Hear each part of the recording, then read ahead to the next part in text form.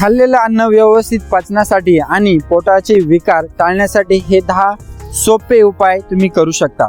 खाल्लेलं अन्न पचत नाही, गॅस किंवा ऍसिडिटीचा खूप जास्त त्रास होतोय किंवा बद्धकोष्ठतेचा त्रास होतोय, मग पचनशक्ती वाढवण्यासाठी हे 10 नियम तुम्ही नक्की पाळा. अन्न घाईघाईने न खाता प्रत्येक घास 32 वेळा चावून खाण्याचा प्रयत्न करा. जेवताना आणि जेवणानंतर लगेच पाणी पिण्याचा प्रयत्न करू नका. जेवणाआधी पाणी प्या किंवा जेवणानंतर अर्ध्या तासाने पाणी प्या. पोटाचा एक भाग नेहमी रिकामा ठेवा. ओव्हर इटिंग करू नका.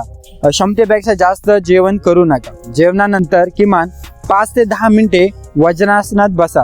रात्रीचे जेवण झोपण्यापूर्वी 2 तास आधी घ्या. जेवणानंतर लगेच झोपू नका. तुम्ही शतपावली करा, त्यानंतर झोपा.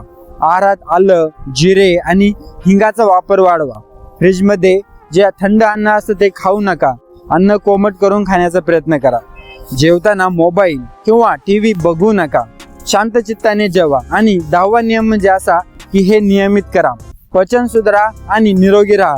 ही माहिती कामाची वाटली तर हा व्हिडिओ सेव्ह करा, लाईक करा आणि शेअर करा तुमच्या मित्रांना.